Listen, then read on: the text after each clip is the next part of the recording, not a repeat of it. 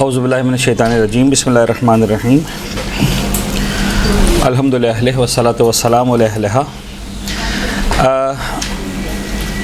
وضو کی شرائط پر ہماری بات ہو رہی تھی. جو اب تک کے عناوین تھے اس میں اگر آپ بالکل پہلی سلائیڈ پر چلے جائیں تو آپ کو اندازہ ہوگا کہ ہم نے کہا تھا کہ ہم واجبات وضو ڈسکس کریں گے، مستحبات ڈسکس کریں گے، یہ ہو گئے. وضو کی شرائط پر ہم نے بات کرنی تھی، وہ بھی ہماری چل رہی تھی. پھر کچھ احکام وضو اور کچھ مبتلات پر بھی بات ہو گئی ہماری. پھر احکام وضو اور موجبات وضو اس کو دیکھ لیں گے. اس وقت ہم جناب علی آپ کے ساتھ شرائط پر بات کر رہے تھے.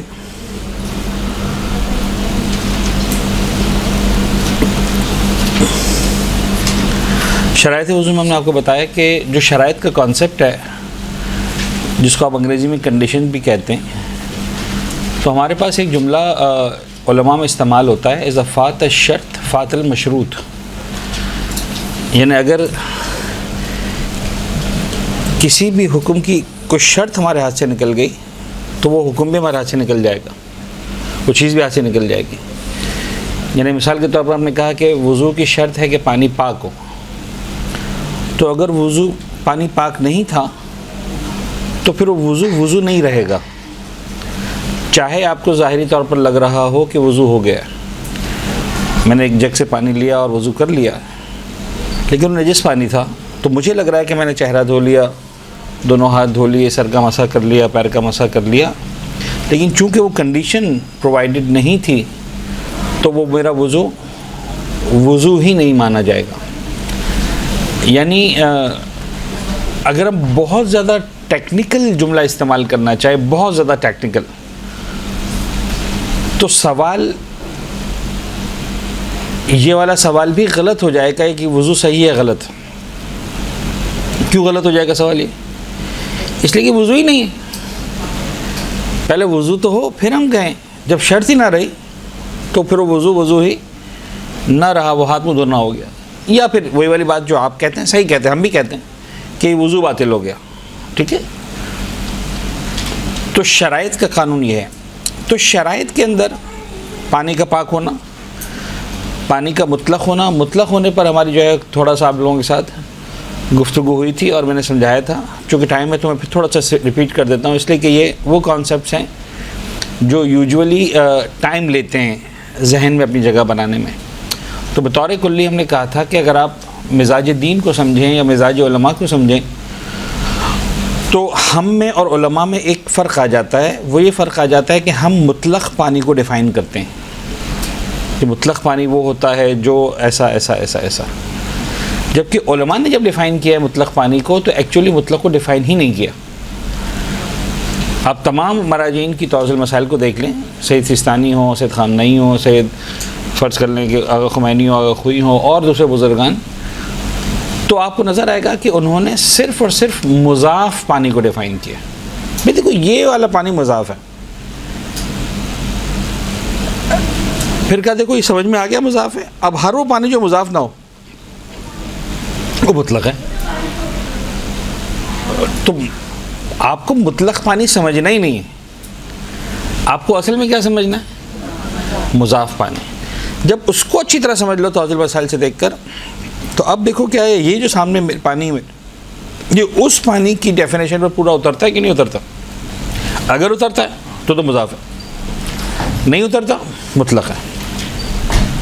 اور اسی لیے میں نے بار بار کہا کہ اگر اس کا پریکٹیکل اپلیکیشن دیکھنا ہے کہ جہاں پر ہم اچھے خاصے گدلے پانی کو، رنگ تبدیل کیے ہوئے پانی کو، خوشبو تبدیل کیے ہوئے پانی کو، بو تبدیل کیے پانی کو دیکھتے ہیں اور اس کو ہمیں مطلق ماننا پڑتا ہے جب ہم میت کو غسل دے رہے ہوتے ہیں. وہاں بہت کلیئرلی لکھا ہوا ہے کہ جو بیری والا پانی ہوگا وہ مطلق ہوگا تو غسل ہوگا، کافور ملا ہوا پانی ہوگا وہ مطلق ہوگا تو غسل ہوگا. تو ایسا کیسے ہو سکتا ہے کہ ایک پانی کے اندر میں آج کل کی زبان میں اس کا ترجمہ کر رہا ہوں، اصولاً تو ترجمہ صحیح نہیں ہے کہ میں اچھا خاصا جو ہے وہ ڈٹرجنٹ ڈال دوں، سرف ایکسل ڈال دوں جھاگ بنی ہوئی پانی میں اور میں کہوں یہ مطلق پانی ہے. شاید جو ہمارے ذہنوں میں ڈیفینیشنز ہیں مطلق کی، اس کے اعتبار سے اس کو ہم کسی صورت میں مطلق ماننے کو تیار نہیں ہوں گے. ورنہ بیری کا پانی بھی اسی وقت بیری کا پانی بنتا ہے. یعنی کہا جائے بیری کا پانی ہے تو جو بیری ڈلے گی جھاگ بنے گی, بلکہ بیری کے ایسے تو کلر بھی تبدیل ہوگا اچھا خاصا, تب جا کے کہا جائے گا کہ ہاں یہ بیری کا پانی ہے. تو اگر ہماری ذہنوں کی ڈیفینیشن مطلق والی اگر ہم اس کو صحیح نہیں کریں گے تو ہم کبھی بھی اس کو ماننے کو تیار نہیں ہوں گے. اور یہی وجہ ہے کہ بہت سے لوگ جن کے پاس کانسیپٹ صحیح نہیں ہوتا, میں نے غسل میت دینے والوں کو دیکھا ہے, وہ اتنی کم بیری ڈالتے ہیں کہ وہ نظر نہ آئے, کیونکہ ان کو یہ جملہ پتہ ہوتا ہے کہ اس کو مطلق رہنا ہے اس پانی کو. تو میں نے کہا اسے بیری کہاں ہے, کہ نہیں آگا ڈال دی. میں نے کہا تو سمجھ میں نہیں آ رہا ہے بیری ہے, تو بالکل جیسا لگ رہا ہے جیسے ایک بالٹی میں آپ نے آدھی چٹکی ڈال دی. خالی مولانا پھر وہ مضاف ہو جائے گا. سمجھ میں آ رہی بات ان کے ذہنوں میں, لہٰذا وہ اتنی کم بیری ڈالتے ہیں کہ بس ہمیں پتہ ہے کہ ہم نے بیری ڈالی ہے. باقی دنیا کا کوئی آدمی اس پانی کو دیکھ کر یہ نہیں کہہ سکتا اس کے اندر بیری ڈالی. ویسے ہی غسل باطل ہے, اس لیے کہ توضیح المسائل میں بڑا کلیئر لکھا ہے کہ بیری اتنی ملی ہوئی ہو کہ دیکھ کر کہا جا سکے کہ یہ بیری کا پانی ہے. تو اس کا مطلب یہ کہ میرا کانسیپٹ غلط ہے, میں سیکھا غلط ہوں.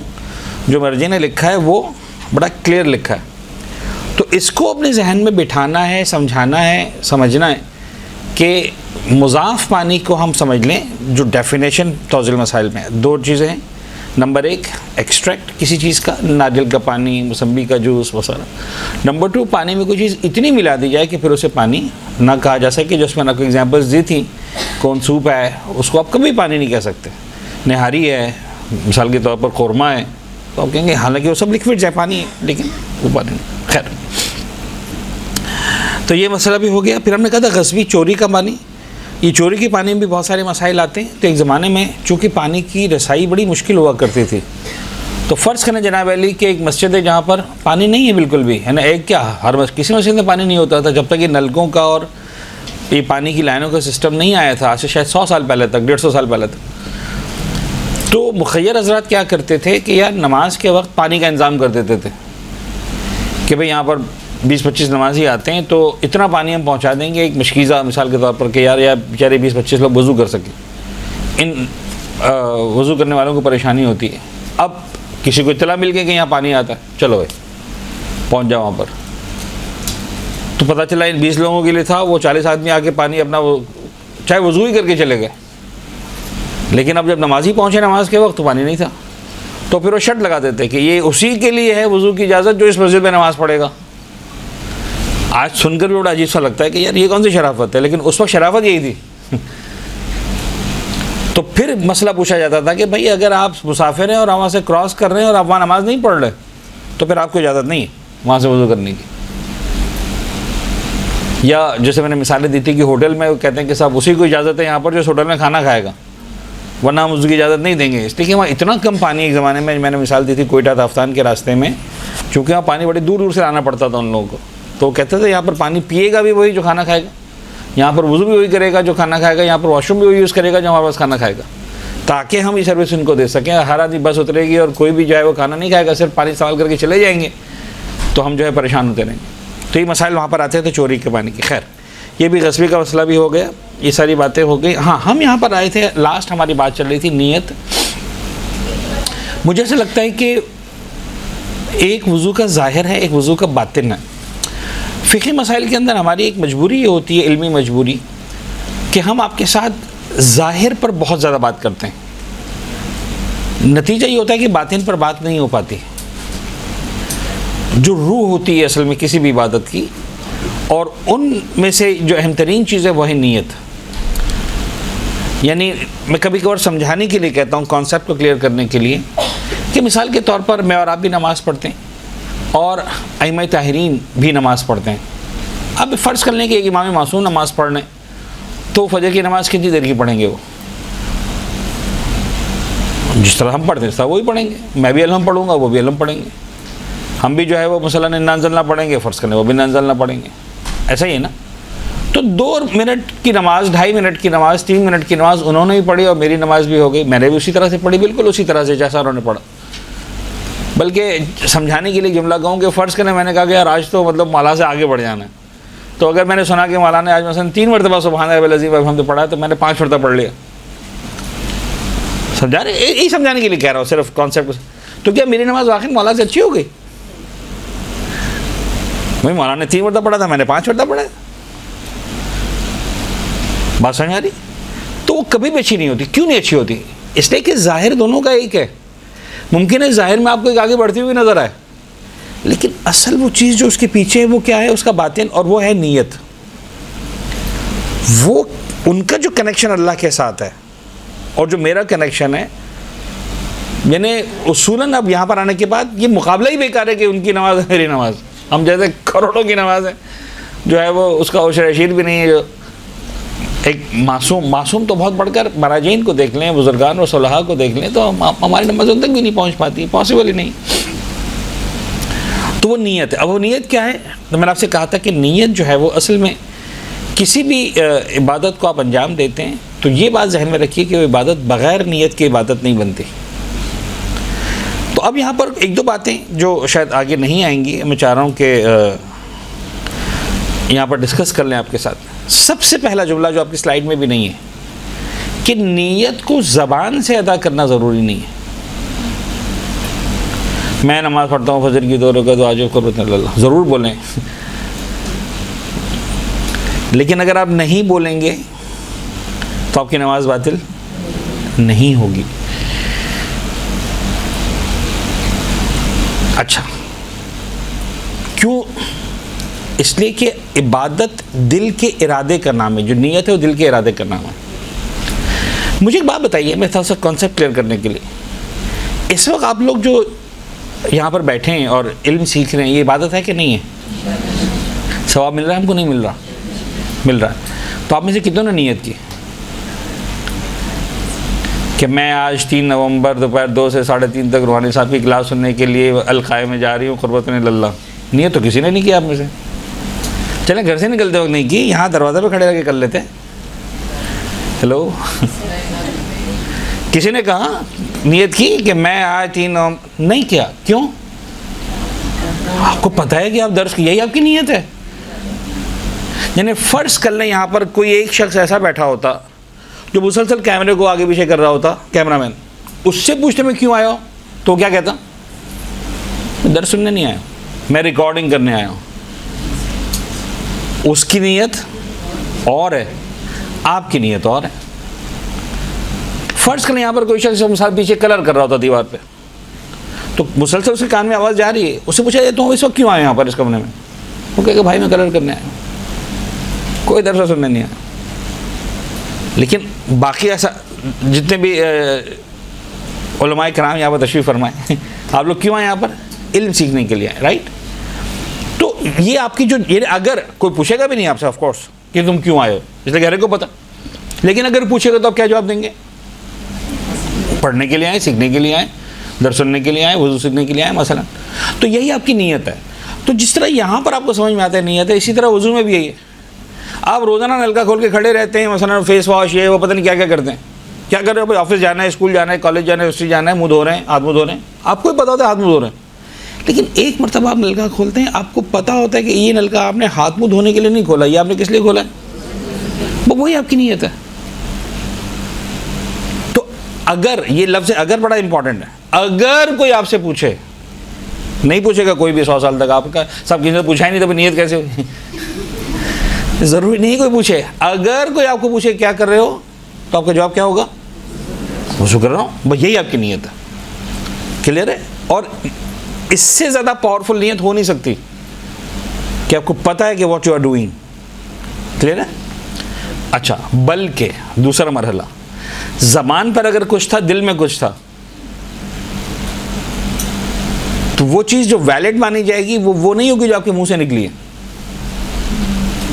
ویلڈ وہ چیز مانی جائے گی جو آپ کے دل میں. مثلا مصلی پر کھڑے ہوئے آپ نے نماز نیت کی، میں نماز پڑھتا ہوں، سر کی 4 رکعت واجب قربت اللہ، اللہ اکبر. مثلا بھائی بہن شوہر دیکھ رہے تھے، آپ نے نماز مکمل کی. تم نے کون سی نماز پڑھی؟ آپ نے کہا ظہر کی. نہیں، تم نے تو عصر کہا تھا. یہ لو میں ریکارڈنگ بھی کر رہا تھا، سنو. اب آپ نے خود سنا کہ آپ نے منہ سے کہا ہے کہ میں نماز پڑھتا یا پڑھتی ہوں عصر کی 4 رکعت، جبکہ دل میں کیا تھا؟ ظہر. ابھی کون سی نماز مانی جائے گی جو پڑھی ہے؟ تو منہ سے کہہ بھی دیا تو اس کی کوئی اوقات نہیں ہے. اس کی کوئی حیثیت نہیں ہے. حیثیت اسی کی ہے جو دل کے اندر تھا. تو سب سے پہلے یہ کانسیپٹ، یہ میں اس لیے کہہ رہا ہوں کہ جو ہمارے تجربات ہیں مختلف، خاص طور پر عمرے اور حج میں، تو وہاں پر بہت سارے احباب اس بات پر اصرار کرتے ہیں کہ مولانا نیت بتائیے ایگزیکٹلی. یہاں تک کہ باقاعدہ نیتوں کے بکلیٹس چھپتے ہیں. صاحب عمرے میں احرام کی یہ والی نیت ہے تو یہ بولنا ہے، اور اس کے اندر یہ بولنا ہے، اور یہ لفظ آگے نہ ہو جائے، یہ لفظ پیچھے نہ ہو جائے.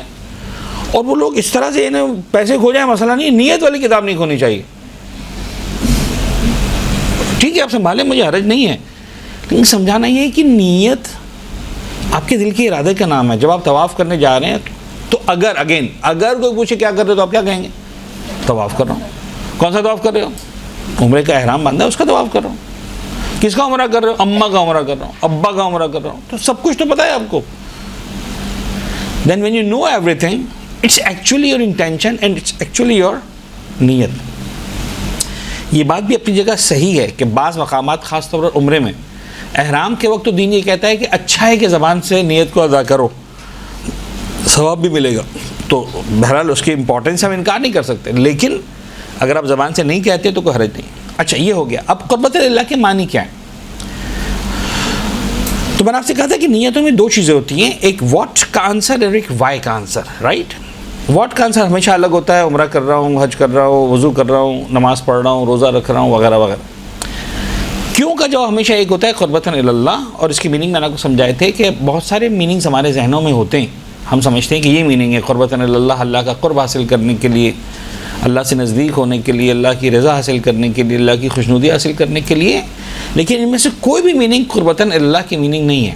قربتاً اللہ کی صرف ایک میننگ ہے، اور وہ میننگ کیا ہے؟ اللہ تعالیٰ کے حکم کو انجام دینے کے لیے. دیٹس اٹ، ختم ہو گئی بات. وہ خدا ہے، اسے حکم دینا زیب دیتا ہے. میں بندہ ہوں، مجھے اوبے کرنا زیب دیتا ہے. جس کو ایک پنجابی کا ایک جملہ بڑا مشہور ہے، نوکری کی تے نخرہ کی. ختم ہو گئی بات. اس کا کام ہے آرڈر دینا، اس کو زیب دیتا ہے. میں بندہ ہوں بھائی، مجھے زیب دیتا ہے اوبے کرنا. ختم ہو گئی بات. تو یہ جو احساس ہے کہ عزت اس کی ہے، پستی میری ہے، یعنی I am bound to obey. ایک انسان کو جو احساس ہوتا ہے نا، یعنی بعض وقت جیسے ماں باپ کے سامنے بچے، یعنی بچوں کو پتہ ہے کہ بھائی باپ نے کہہ دیا کرنا ہے، ختم ہو گئی بات. اب دل چاہ رہا ہے نہیں چاہ رہا ہے، یہ ساری باتیں بعد میں. ابا نے کہا بیٹا یہ کام کرنا ہے کرنا ہے، اماں نے کہا یہ کام کرنا ہے کرنا ہے، ختم ہو گئی بات. Some times husband and wife, ایک عورت کو یہ احساس ہے کہ بھائی میں اس گھر میں بیوی ہوں. تو بعض وقت غصے میں تو ہم کہہ بھی دیتے ہیں نا کہ میں بیوی ہوں، تمہاری کنیز نہیں ہوں. لیکن اس کا مطلب ہے کہ اندر میں وہ کہیں نہ کہیں احساس ہے کہ میں مثال کے طور پر جو بیوی ہونے کے باوجود I am bound to obey. یہ جو احساس ہے، اس احساس کو کہتے ہیں احساس تذلل. کیا کہتے ہیں؟ تذلل. یعنی ایک پست ہونے کا احساس، کمتر ہونے کا احساس، اوبیڈینٹ ہونے کا احساس کہ یار آئی ایم باؤنڈ. باس کے سامنے مطلب امپلائی، بیٹے کام کر کے لاؤ. یار یہ کون سمجھا اس باس کو کہ یہ کام مثلاً ضروری نہیں ہے یا مثلاً ہو جائے گا. باس کہہ رہا ہے میں کہہ رہا ہوں نا ابھی کرو کرو، ختم ہو گئی بات. ہوتا ہے کہ نہیں ہوتا؟ یہ جو احساس ہے کہ یار I am bound to do, I am bound to obey, this احساس از کالڈ احساس تذلل. یہ میں اس لیے سمجھا رہا ہوں کہ تمام مراجعین میں صرف اب تک جو مجھے ملا واحد سید سیستانی ہے جو یہ کہتے ہیں کہ قربتاً اللہ میں احساس تذلل کو بھی لانا ضروری ہے. تو وہ خود بخود ہوتا ہے، یعنی ایسا نہیں کہ آپ کے صاحب یہ تو آج پتہ چلا اب تک کی نماز باطل نہیں. باطل نہیں، پریکٹیکلی یہ چیز ہمارے پاس ہوتی ہے کہ بھئی یس مطلب دل نہیں چاہ رہا جاگنے کا، پھر بھی سو جاگتے ہیں نا، نیند آ رہی ہے سختی اور صبح کیسے آنکھ کھلے گی. یعنی ابھی سے جو ہے وہ رات کو سوتے وقت ہی پریشانی ہو رہی ہے. تو یہ پریشانی احساس تذلل کی وجہ سے کہ یار معبود تو معاف کرنے والا نہیں، اٹھنا تو ہے. پروردگار کی طرف سے رات کو 10 بجے جو ہے نا وہ ریٹرن نہیں آ جائے گا کہ ٹھیک ہے آج تم تھکے ہو تو کوئی بات نہیں، آج نماز نہیں پڑھنا ہے. خدا نہ خاصا آنکھ نہیں کھلی، پروردگار کہے گا کوئی بات. لیکن رات کو 10 بجے 11 بجے 12 بجے سو رہا ہوں تو اس وقت مجھے جو ہے وہ کوئی بھی نہیں کہے گا کہ ہاں بھائی تم سو جاؤ کوئی بات نہیں آج تھکے ہوئے. تو آج اماں کہہ سکتی ہے کہ بیٹا کوئی بات نہیں صبح چائے مت بنانا، میں تمہارے ابا کو چائے بنا کے دے دوں گی، ہے نا. لیکن پروردگار نہیں کہے گا کہ آج نماز مت پڑھنا، کوئی بات نہیں، زور اثر کے ساتھ پڑھ لینا. تو یہ جو احساس ہے کہ یس میں تھکا ہوا ہوں، جھاگا ہوا ہوں، پتہ نہیں یہ ہوا، کچھ بھی ہے، دس احساس از کالڈ احساس تذلل. تو قربتاً اللہ میں یہ احساس ہونا بھی لازم ہے. اچھا، پھر ایک اس کے اندر بات تھی کہ لفظ باعث، دس از کالڈ باعث. کہ اچھا، اسی سے آپ نے اردو میں ایک لفظ ہے پیغمبر کے لیے، اللہ نے پیغمبر کو مبعوث کیا برسالت.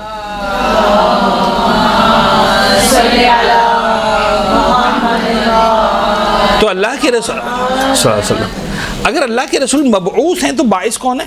پروردگار ہے، یعنی پروردگار نے یہ کام کیا. تو کس چیز نے مجھے اس وضو کرنے پر لے کر آیا، نماز پڑھنے پر لے کر آئی؟ کون سی چیز تھی وہ؟ دیٹ از کالڈ باعث. تو باعث اگر حکم خدا ہو تو کافی ہے. میں کیوں نماز پڑھ رہا ہوں، میں کیوں روزہ رکھ رہا ہوں، میں کیوں وضو کر رہا ہوں، حکم خدا تو کافی ہے. لیکن اس کی گہرائی میں جائیں گے تو اس حکم خدا تک لینے آنے والی بھی کوئی چیز ہے.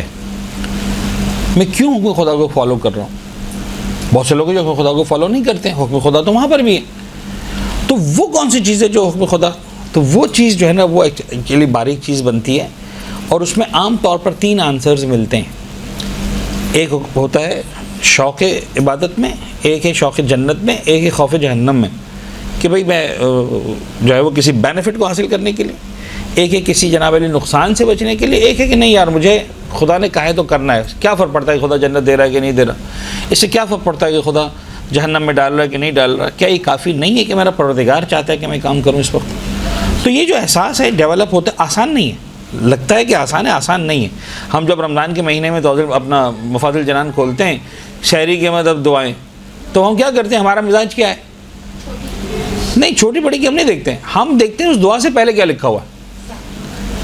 جو شخص اس دعا کو پڑھے گا تو اس کے 1000 درجات بلند ہو جائیں گے، تو 1000 گناہ معاف ہو جائیں گے، تو 1000 جنت میں. یہ پڑھ لو. اب ایک دعا کے پیچھے لکھا ہوا ہے کہ چوتھے ہم ہمیشہ پڑھا کرتے تھے، پڑھتا کرتے تھے. مجھے کیا، سوری میں ڈس ریسپیکٹ نہیں کرنا چاہ رہا ہوں اماں کو، لیکن مجھے بتاؤ نا یار مجھے کیا ملے گا. تو مجھے وہ دعا زیادہ پسند آتی ہے جس میں موٹیویشن ہوتا ہے میرے لیے. آپ اچھا، انسان کی اسی فطرت کو مد نظر رکھتے ہوئے ظاہراً اہل بیت اطہار نے پردے اٹھائے. حسین بن علی کی زیارت پر جاؤ، ہر قدم پر تمہیں اتنا ثواب ملے گا. اچھا، خود بخود انسان کو موٹیویشن ملتا ہے. ایک ایک قدم پر اتنا، ایک آنسو بہاؤ اتنا ملے گا. یہ حسین ابن علی ہے. اب شروع میں انسان وہی کاروبار کر رہا ہوتا ہے، آپ کو صحیح بتا رہا ہوں. ایک آنسو بہاؤں گا اتنا ملے گا، ایک قدم چلوں گا اتنا ملے گا. سلولی سلولی سلولی انسان اس کیفیت پر آتا ہے. آپ کیوں چل رہے ہو؟ اب وہی نہیں کہتا کہ میں ہر قدم پر جنت کما رہا ہوں. وہ کاروبار اس سے نکل جاتا ہے. میں حسین ابن علی کے لیے جا رہا ہوں. حسین ابن علی وہ ذات ہے، وہ صاحب کمال ہے کہ جس پر کائنات کی ہر شے قربان.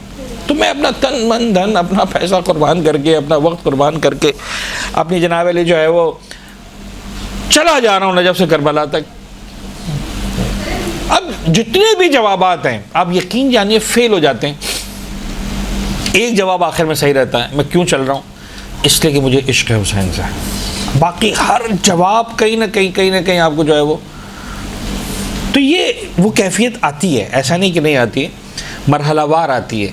لیکن اچھی بات ہے، وہی والی بات کی مثال کے طور پر کبھی ہم بچوں کو جو ہے وہ پڑھنے کے لیے بھی کہتے ہیں تو بیٹا پڑھ لو، تمہیں اسے سائیکل دلا دیں گے، تمہیں مثال کے طور پر فلاں موبائل دلا دیں گے، تمہیں مثال لیپ ٹاپ دلا دیں گے. وہ کبھی لیپ ٹاپ کے چکر میں پڑھتا ہے، کبھی موبائل کے چکر میں پڑھتا ہے، کبھی گیم کے چکر میں، کبھی کھلونے کے چکر میں. الٹیمیٹلی بچہ پڑھ لیتا ہے تو فائدہ کس کا ہوتا ہے؟ اسی کا ہوتا ہے. پھر ایک وقت آتا ہے اسے سمجھ میں آتا ہے کہ بھائی ان چیزوں کی خاطر پڑھنا فضول تھا، پڑھنا ضروری تھا. تو پھر وہ آگے بڑھ کر اس سلسلے. تو ہر جگہ پر اس طرح کے موٹیویشن. لیکن سمجھانا ایک بات ہے، اور وہ یہ بات سمجھانا ہے کہ بعض اوقات انسان اتنا گر جاتا ہے کہ خدا کے ہوتے ہوئے کسی اور کی خاطر عبادت کرنے لگتا. آپ کہیں روحان صاحب ایسے کیسے ہو سکتا ہے؟ یہ جو ریا ہے نا، ریاکاری، وہ یہیں پر آتی ہے. ریاکار بھی منہ سے کہہ رہا ہوتا ہے قربتاً اللہ،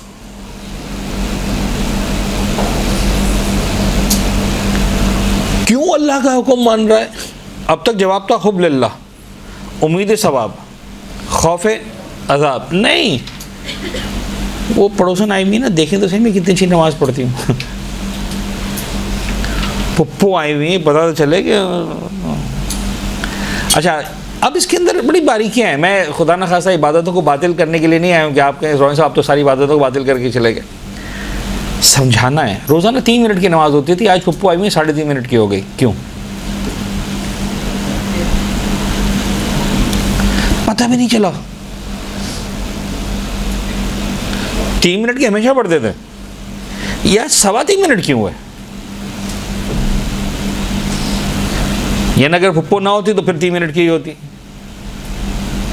بات سمجھ میں آ رہی؟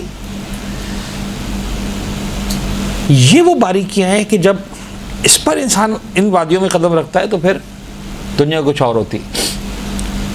خیر، لیکن اگین کچھ پازیٹیو چیزیں بھی ہیں ان 3 چیزوں کے علاوہ. یعنی اب جملے کو تبدیل کر رہا ہوں. پھپھو کو دکھانے کے لیے اور تھا، بچوں کو دکھانے کے لیے یہ اور ہے. تو خدا پسند کرتا ہے تاکہ بچے دیکھیں تو ان کو مصلی کا شوق ہو. آپ کو کچھ کہنے کی ضرورت نہیں ہے. نماز کا وقت تو مصلی پہ جا کے بیٹھ جائیں. بچہ بے شک نماز نہیں پڑھ رہا، کوئی مسئلہ نہیں. عبادت کہہ کر مت سکھاؤ، کر کے سکھاؤ.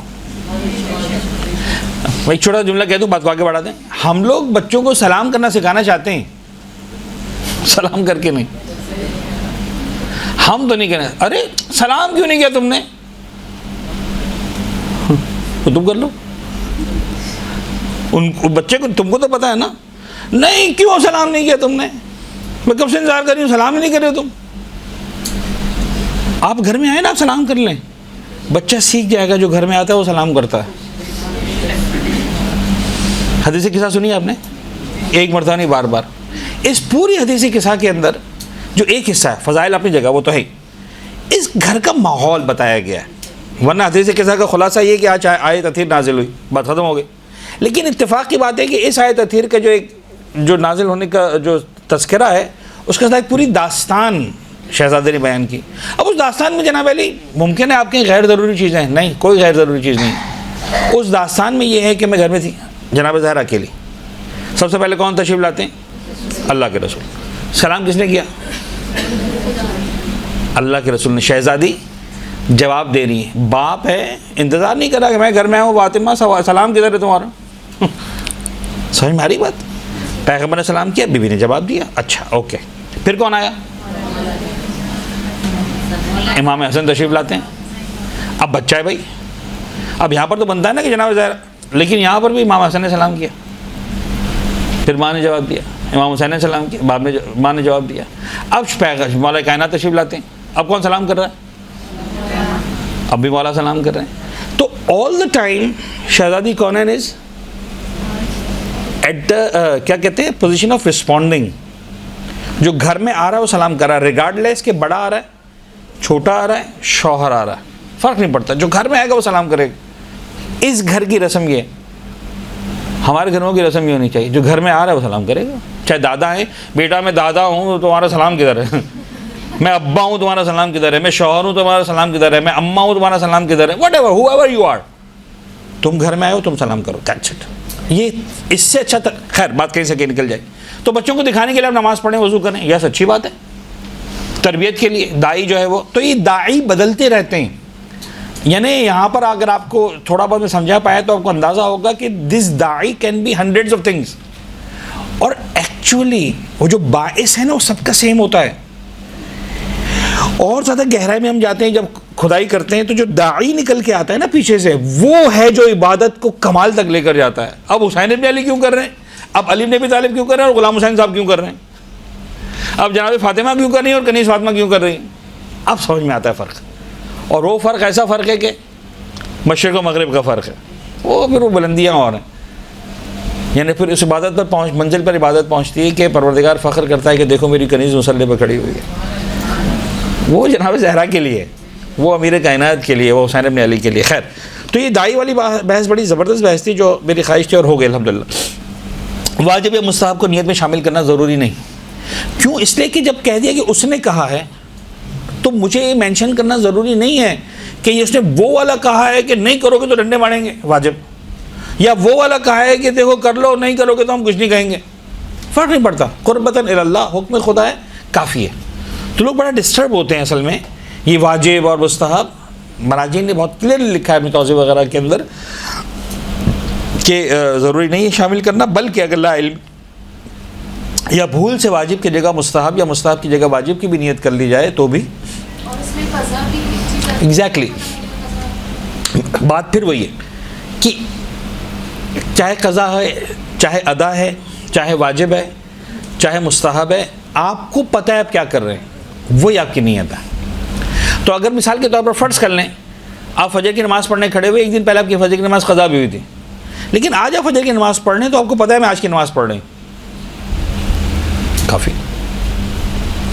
ہاں آپ کو پتہ ہے بھائی 2 نمازیں قضا ہو چکی فجر کی، تو آپ نے آج کی فجر پڑھنے کے بعد اب آپ کو 2 آپ نے نیت کی بھائی 1 فجر کی نماز، تو معین کرنا ضروری نہیں ہے کہ آج 3 نومبر ہے تو میں پہلے 2 نومبر والی پڑھ لوں پھر 1 نومبر والی پڑھوں، ایسے ضروری نہیں. سمجھ میں آ رہی بات؟ تو یہ سب چل جائے گا. ہاں کچھ جگہوں پر پھر اس کا فرق پڑتا ہے. آپ نے پوچھ لیا اس لیے نیت. دیکھیے روزہ ایک ایسی عبادت ہے جس میں نیت کے علاوہ کچھ نہیں ہے، تو وہاں پر کاؤنٹ کرتا ہے. اب جلدی سے میں بتا دوں ہمارا ٹاپک روزہ نہیں. روزہ جب آپ قضا کرتے ہیں تو اگلے سال سے پہلے اس روزے کو انجام دے لینا ہے، رائٹ؟ اگر کسی وجہ سے انجام نہیں دیا تو اس پر لیٹ سرچارج لگ جاتا ہے. یعنی اگر مثال کے طور پر 2024 چل رہا ہے ابھی، رمضان آنے والا، تو سر رمضان تو 25 میں آئے گا، تو 2024 کا رمضان گزر چکا. اب اگر 2024 کے روزے قضا ہوئے تھے، فرض کریں 5 روزے، 2025 سے پہلے نہیں رکھے تو 5 روزے بھی رکھنے پلس 3 پاؤ آٹا بھی دینا ہے ہر روزے کے بدلے، ایکسٹرا چارج لگ گیا. اب فرض کریں جناب علی کہ 2024 میں بھی 5 روزے قضا ہوئے تھے، 2023 میں بھی قضا ہوئے تھے، 23 والے بھی نہیں رکھے اب تک، 10 روزوں کی قضا باقی ہے. 5 جو ہے 2023 کے، 5 2024 کے. 23 والوں پہ رکھ چکا ہے جرمانہ، اس لیے کہ 24 تک نہیں رکھے تھے. 24 والوں پر اب تک نہیں لگا. تو اب اگر مثال کے طور پر میں روزہ رکھتا ہوں آج، اگر یہ 23 والا ہے تو میں نے ابھی بھی وہ والا روزہ رکھا جس کا جرمانہ لگ چکا ہے. 5 روزے رکھ لیے میں نے 23 والے، اور 5 روزے ابھی باقی ہیں، اور پھر 25 کا جناب علی رمضان آ گیا، تو وہ 5 کا کفارہ تو فدیہ دینا تھا، ان کا بھی دینا پڑے گا، اس لیے کہ میں نے تو 23 والے رکھے تھے، 24 والے نہیں رکھے تھے. تو اگر میں چاہتا ہوں کہ یار فدیے والے مسئلے سے بچ جاؤں تو 10 باقی ہیں، پہلے 24 والے رکھوں پھر 23 والے رکھوں، کہ اگر 5 روزے ہو گئے تو یہ 5 روزے میری ذمہ داری پوری ہو گئی، اب اس میں فدیہ نہیں. فدیہ میرے پاس ان 5 روزوں کا ہی ہے جو پچھلے 23 والے ہیں، وہ رمضان کے بعد رکھ لیں گے چلو مثال کے طور پر، لیکن میرا فدیہ 10 روزوں کا نہیں لگا. یہاں پر کون سی چیز ڈیسائیڈ کرے گی کہ وہ 24 کے ہیں کہ 23 کے ہیں؟ نیت ڈیسائیڈ کرے گی. اگر میں نے نیت نہیں کی، میں نے کہا 10 روزے قضا ہے، 1 روزہ قربتاً اللہ، روزہ صحیح ہو جائے گا، خود بخود 23 کا بن جائے گا، خود بخود 23 کا بن جائے گا. تو اگر یہ تو نیت اس طرح سے کام آتی ہے. ادروائز آپ کو قضا ادا الگ سے، آپ کو صرف پتہ ہے کہ آپ کون سا کریں، خود بخود کافی ہو جاتا ہے. بھائی ظہر اثر میں فرق کس چیز کا ہے؟ سوائے نیت کے کیا فرق ہے؟ پوری کمپوزیشن نماز کی 100% سیم ہے، 100% ایک جیسی. صرف نیت ہے جو ظہر کو ظہر بناتی ہے، اثر کو اثر بناتی ہے، لیکن وہ نیت منہ سے نہیں بنے گی. اور تھوڑی دیر پہلے مثال بھی دی تھی، کسے بنے گی؟ آپ کے دل میں کیا ہے. اگر آپ کو پتہ ہے آپ ظہر پڑھ رہے ہیں، خود بخود ظہر کاؤنٹ ہوگی، تھینک یو. اگر وہ آپ اثر پڑھ رہے ہیں تو خود بخود اثر کاؤنٹ ہوگی. تو آپ کی جو دل کا ارادہ ہے وہ اس نماز کو نماز بناتے. ٹھیک ہے جی، آگے بڑھتے ہیں. اگر کسی ایک نیت سے وضو کر لے تو سارے کام کیے جا سکتے ہیں جن کے لیے وضو شرط ہے، یہ ہم سمجھا چکے تھے. اچھا، نویں شرط ہے کہ وضو ترتیب سے کریں. آپ جلدی سے آگے بڑھاتے ہیں. تو ترتیب شرط ہے، واجبات میں نہیں ہے. وضو کے واجبات یعنی انگریڈینٹس 4 واجب ہیں: منہ دھونا، دونوں ہاتھ دھونا، سر کا مسا، پیر کا مسا، رائٹ؟ لیکن ان چاروں کی خاص ترتیب ہے. پہلے کون آئے گا، بعد میں کون آئے گا، پھر کون آئے گا، پھر کون آئے گا. ترتیب الٹ دی، آپ کا وضو جو ہے وہ صحیح نہیں ہوگا. تو ترتیب کیا ہے؟ پہلے چہرہ دھو، اس کے بعد دایاں ہاتھ دھو، اس کے بعد بایاں ہاتھ، اس کے بعد سر کا مسا، اس کے بعد دائیں پیر کا، اس کے بعد بائیں پیر کا. یہی ہے.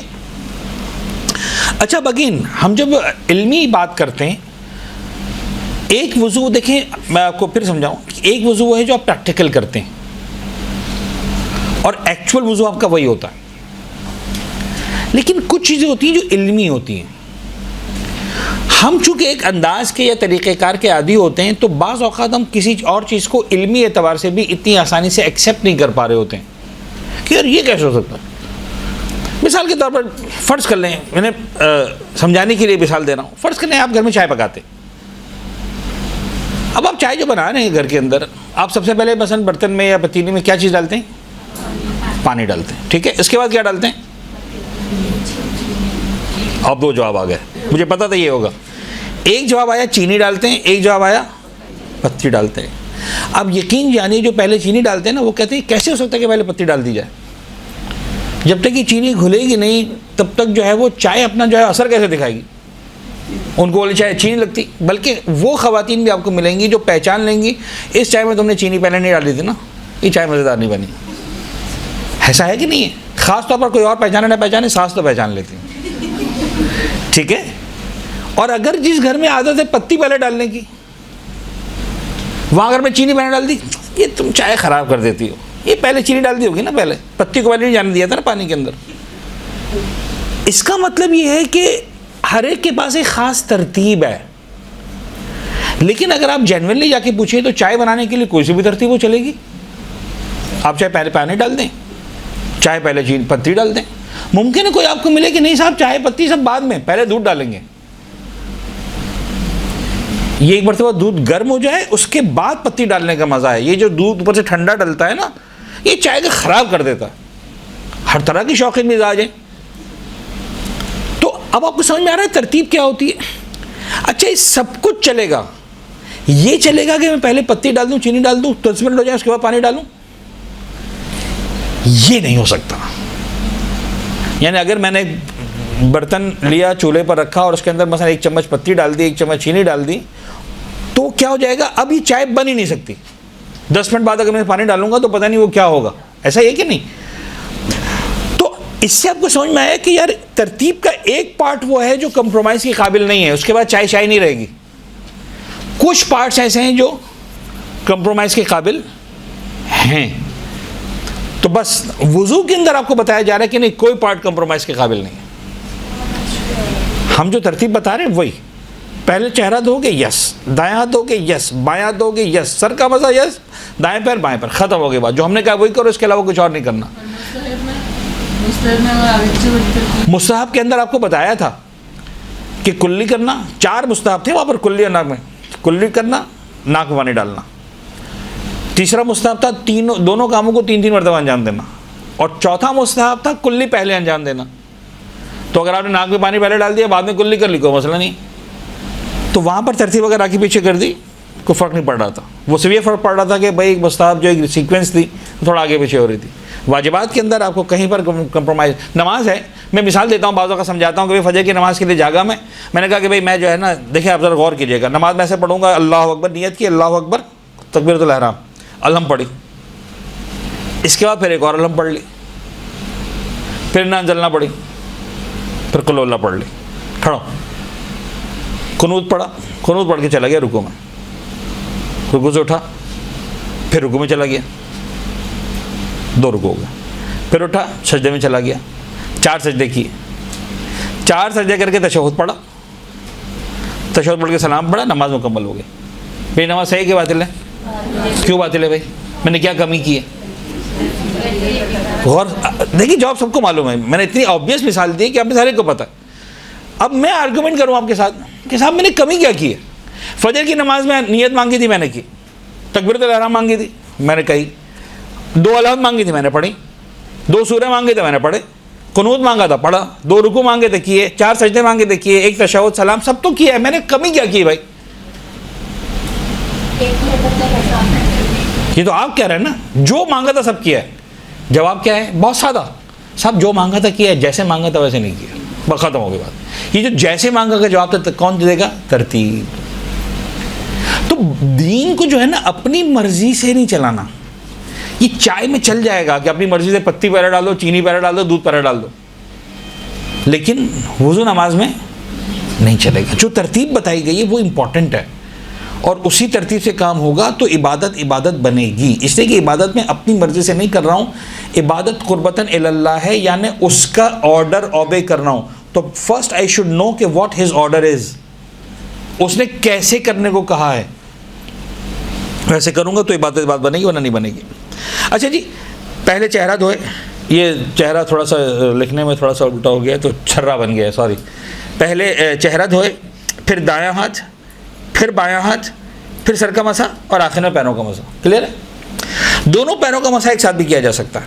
اچھا، یہ صحیح سیستانی کا حکم ہے کہ اگر آپ نے دونوں ہاتھ ایک ساتھ دونوں پیروں پر رکھے تو یہ علمی بات ہے.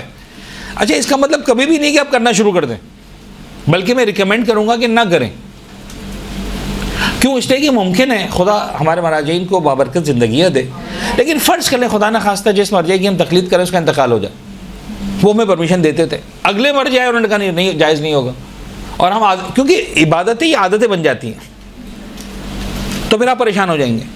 تو اس طرح کے جتنے بھی مسائل ہیں ہم آپ کو علمی اعتبار سے سکھاتے ہیں. اٹ ڈزنٹ مین کہ آپ جو ہے وہ اپنے روٹین کو چینج کر دیں. ہاں، وہاں ضرور چینج کریں جہاں عبادت خدا نہ خواستہ آپ غلط کر رہے تھے یا ناقص تھی کہ بھئی سیکھ لیا، صحیح کر دیا.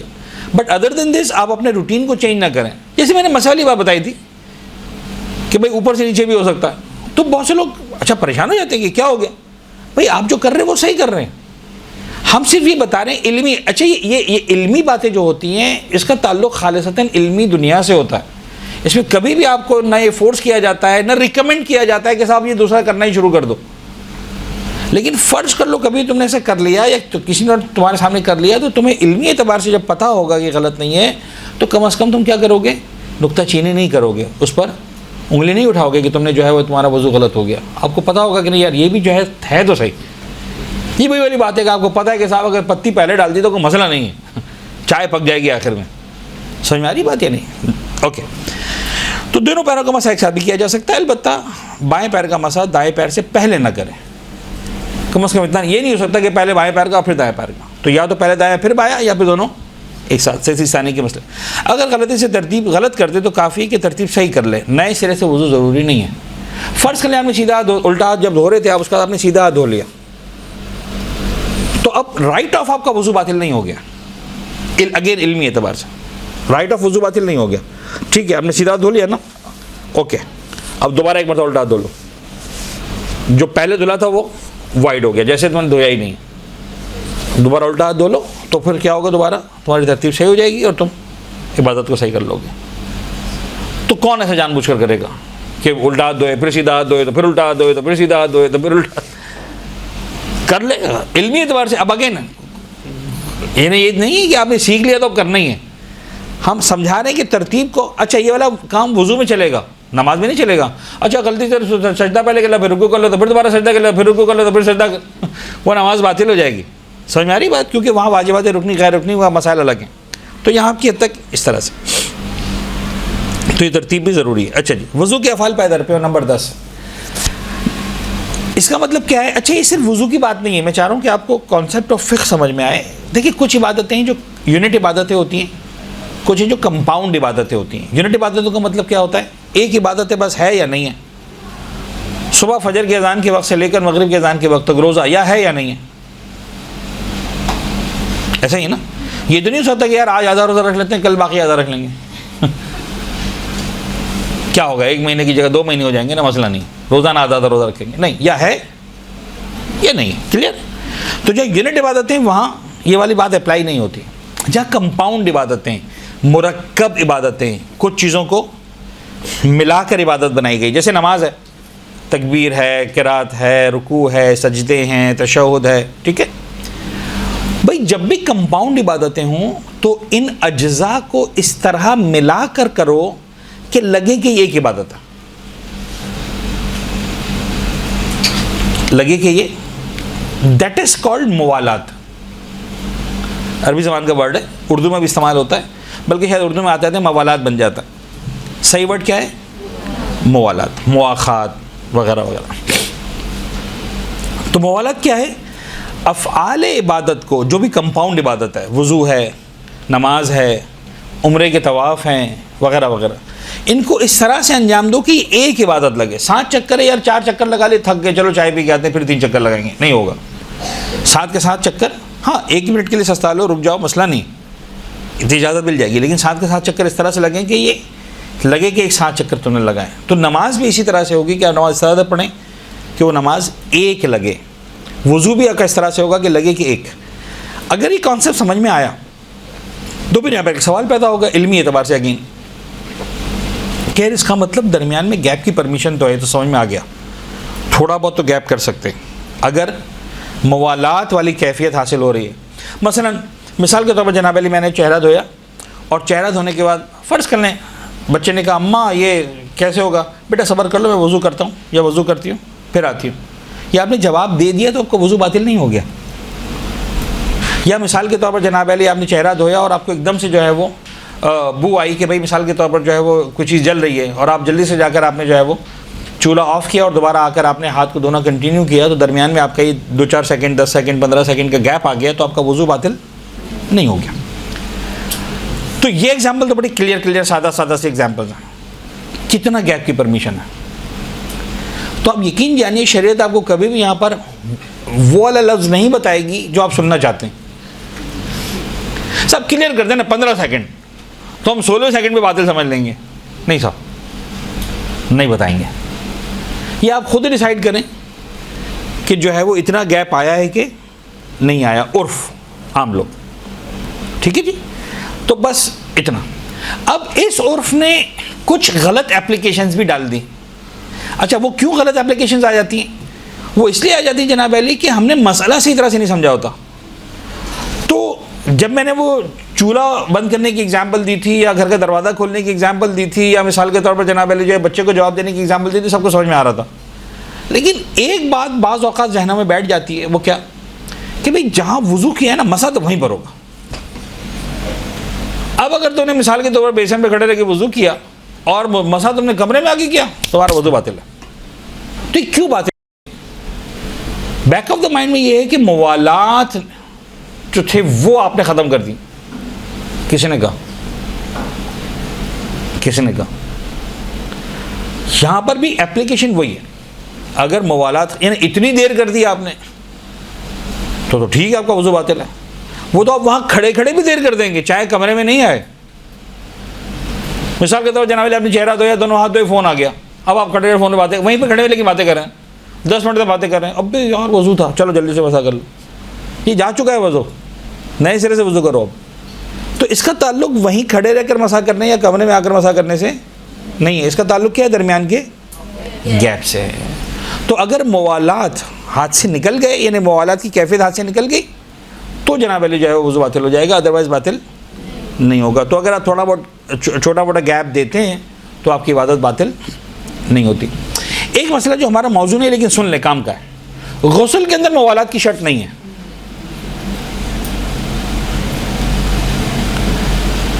تو مثال کے طور پر سر و گردن دھونے کے بعد بدن دھونے سے پہلے یا دائیں ایسا دھونے سے پہلے فرض کریں سر و گردن دھویا، اور اس کے بعد مثال کے طور پر کوئی شخص ہے جو مثلاً پتہ نہیں باڈی واش استعمال کر رہا ہے اور جناب علی یہ کر رہا ہے وہ کر رہا ہے اور آدھا گھنٹہ لگا دیا، اب جناب علی دائیں ایسا دھو رہا ہے، کوئی بات نہیں، غسل صحیح ہو جائے گا. وضو میں نہیں چلے گا، باقی عبادتوں میں نہیں چلے گا. غسل وہ عبادت ہے جہاں موالات کی شرط قطعاً نہیں ہے. تو لوگ سوال پوچھتے ہیں کہ مولانا غسل کے دوران شیمپو، باڈی لوشن، پتہ نہیں کیا ہوتا ہے، یہ شاور جیل استعمال کر سکتے ہیں، کوئی مسئلہ نہیں. تو غسل کے دوران کیسے ہو سکتا ہے؟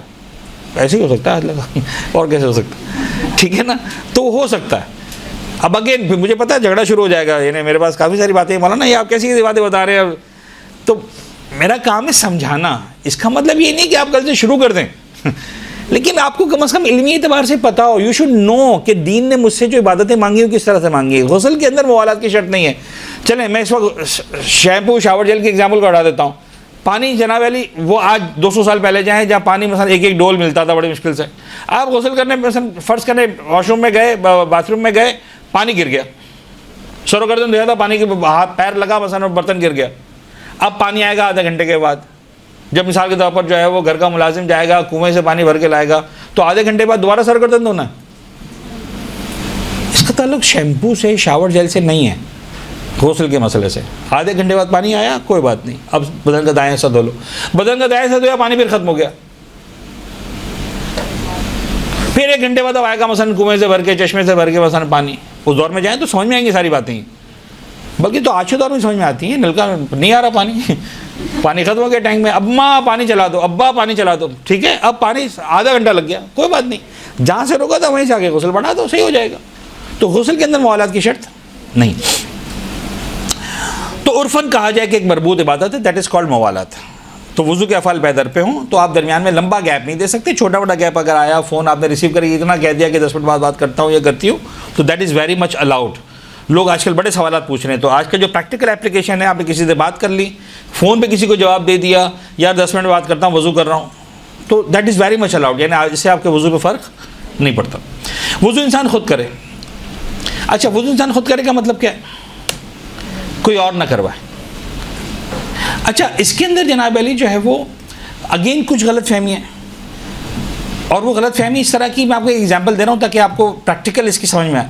ایک بار تو ہم لوگ پکنک پہ گئے, I am talking almost 40 years back, جب ہم 15 سال کے تھے. تو وہاں پر جو ہے وہ پارک میں تھے, تو وہاں پر جو ہے پانی نلکا ولکا نہیں تھا. تو وہاں ایک مالی تھا جو پودوں کو پانی دے رہا تھا اور گراس کو پانی دے رہا تھا. ہم نے اسے کہا چاچا وضو کرنے, کہا میں, اس نے وہ پانی پکڑ, پائپ پکڑے کھڑا ہو گیا, اور ہم سب نے جناب علی پائپ اس کے ہاتھ میں تھا, ہم نے سب نے وضو کر لی. وضو کرنے کے بعد ایک صاحب کو خیال ہے کہ سب کا وضو باطل ہے, یہ تو وضو کسی نے کروایا, تم نے وضو کب کیا؟ یہ سب کے وضو دوبارہ کروائے گئے کہ ہر انسان آئے گا, خود اپنا پائپ اٹھائے گا اور پانی لے گا, وضو کرے گا. سمجھ میں آ گئی بات؟ اب سوال یہ کہ کیا وہ واقعی وضو باطل تھا؟ اگر باطل تھا تو واقعی صحیح ہے, کرنا تھا دوبارہ اپنا, اور اگر نہیں تھا تو کیسے نہیں تھا؟ تو جب لکھا ہے وضو خود کرے تو خود تو نہیں کیا, کسی نے کروایا. ایگزیکٹلی جیسے ماں بچے کا منہ دھلاتی ہے, بچہ کھڑا ہوا ہے کچھ بھی نہیں کر رہا, اماں پانی لیتی ہے منہ پہ دھلا دے, ایسے ہی کرتی ہے نا بھائی. یہ اگر کوئی اور کروا رہا ہے کہ میں روحان صاحب بیٹھے رہے, مثلا بیٹا آیا بیٹی آئی, ابا آپ کا وضو کرا دیتی, سمجھ میں آ رہی؟ یہ وضو باطل ہے. ہاتھ لیا, ابا کا ہاتھ دھلا دیا, ابا خود بیٹھے ہوئے ہیں, اماں خود بیٹھی ہوئی ہیں, تو یہ ہے کہ کسی اور نے وضو کروایا. لیکن اگر نلکا آپ نے کھولا ہے, کسی اور نے کھولا, پائپ آپ نے پکڑا, کسی اور نے پکڑا, برتن میں آپ پانی لے کر آئے, کوئی اور لے کر آیا, کوئی برتن لے کے کھڑا ہوا ہے پانی ڈال رہا ہے, یہ سب جائز ہے.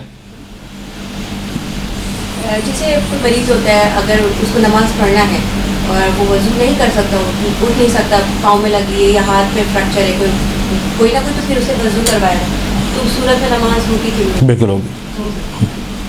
اس میں تو بھی کوئی کروا رہا ہے اسے. صحیح, وہیں پر آ رہے ہیں ابھی, آپ آگے بڑھ گئے, ہم وہیں پر آ رہے تھے. تو جو شخص خود کر سکتا ہے وہ خود کرے گا. ہاں, اگر ایک آدمی کر ہی نہیں سکتا, جو ان کا سوال ہے, اور شاید ہر ایک کے ذہن میں سوال ہوگا کہ بھائی کسی کے فرض کرنے فار اینی ریزن, اچھا پرماننٹ ریزن فالج ہو گیا, ہے ہی نہیں ہاتھ میں جان, ٹیمپرری ریزن, آج پلاسٹر ہے, آج ہاتھ وہ یعنی ہاتھ میں سارے پلاسٹر ہے دونوں ہاتھوں میں, کہ یہ ہاتھ مثلا یعنی پلاسٹر ہے نا, تو اب یہ منہ پہ جائے گا ہی نہیں, پلاسٹر کیسے بینڈ کرے, نہیں ہو سکتا, تو اب کوئی اور آ کے چہرہ دھلوا دے. تو جتنا میں کر سکتا ہوں میں خود کروں گا, جتنا میں نہیں کر سکتا وہ کوئی اور کرے گا. مثلا پلاسٹر ہے, لیکن اس پلاسٹر سے سیدھے ہاتھ پہ ہو سکتا ہے, یہ پلاسٹر کو ہلائے بغیر مثلا, تو ٹھیک ہے, چہرہ کوئی اور دھلوائے گا, ہاتھ میں خود دھوں گا. مسا فرض کرنے میں خود کر سکتا ہوں, نہیں تو کوئی اور کروا دے گا. ٹھیک ہے جی. تو جہاں تک خود کر سکتے ہیں خود کریں گے. تو اگر اسی لیے ہم نے اس کا مطلب لکھا, اگر کوئی اور اس کا منہ یا ہاتھ وغیرہ دھلوائے تو باطل ہے. نلکے سے مدد لینا, کوئی شخص پائپ یا برتن ہاتھ میں لے کر کھڑا ہو جائے تو کوئی حرج نہیں. نمبر 12, پانی کے استعمال میں کوئی رکاوٹ نہ ہو. پانی ہے, سب کچھ ہے, لیکن استعمال نہیں کر سکتے. کیوں؟ اس لیے کہ بخار ہے 104 105 مثال کے طور پر, اور اس وقت حالت ایسی ہے کہ اگر وضو کریں گے تو بیماری بڑھ جانے کا خدشہ ہے, طبیعت صحیح نہیں رہے گی. پانی اتنا ٹھنڈا ہے مثال کے طور پر, نہیں ہو سکتا. تو بھی ٹھیک ہے, اگر آپ کو بیماری کا خوف ہے تو پھر آپ چھوڑ دیں. ہاں, اگر کم پانی نقصان دہ نہ ہو تو اسی سے وضو کریں. اچھا, بعض اوقات یہ ہوتا ہے کہ پانی کی زیادہ مقدار نقصان دہ, تھوڑی سی مقدار ہوگی تو حرج نہیں ہے, تو پھر آپ کو تھوڑے پانی سے بھی وضو کرنا آنا چاہیے. مسئلہ ہے کہ ہم لوگ ایک اس دور میں جی رہے ہیں کہ جہاں پر ہمیں اتنی سہولتیں میسر ہیں کہ ہم وضو کرنے میں سے اتنا پانی بہا دیتے ہیں کہ اگر آج سے 200 سال پہلے کا انسان ہو تو وہ ناراض ہو جائے، یعنی ہم سے مطلب قطع تعلق کر لے کہ اتنا پانی تم استعمال کر رہے ہو، ضائع کر رہے ہو پانی کو، ٹھیک ہے نا.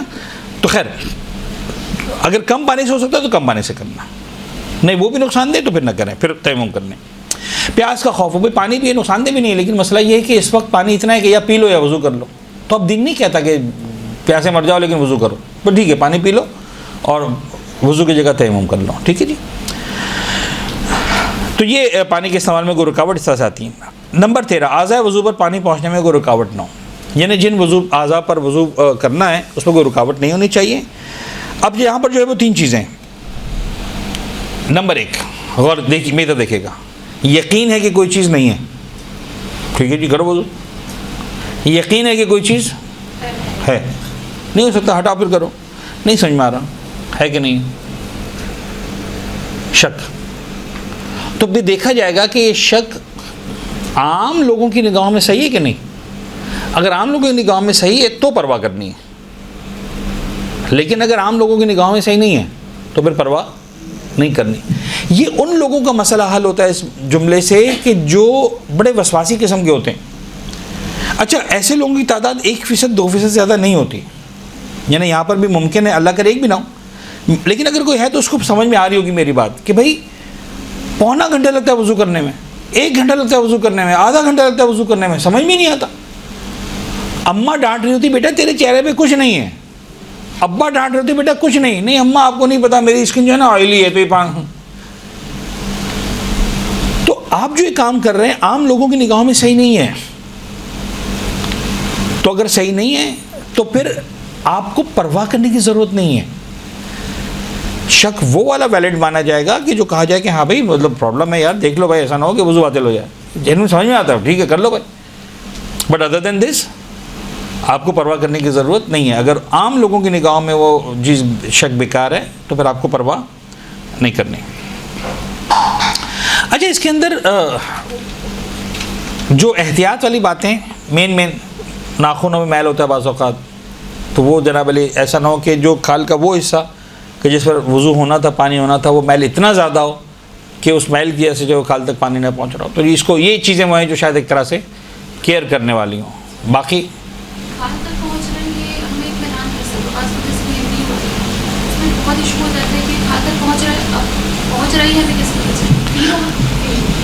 دیکھیے مہندی ایک بڑا اہم ایشو ہے. اچھا آپ نے پوچھ لیا. مہندی خاص طور پر جو آج کل چلتی ہے، آج کل سے مراد اب تو کافی عرصے سے چل رہی ہے، کیمیکل والی مہندی جس کو آپ کہتے ہیں. کیمیکل والی مہندی لگاتے ہیں تو پہلے دن تو کسی کو مسئلہ نہیں تھا، لیکن جب 3-4 دن ہو گئے اس مہندی کو لگے ہوئے تو 5ویں دن پتہ چلا کہ یہ پیل اپ ہو رہی، پاپڑ بن کے اتر رہی ہے.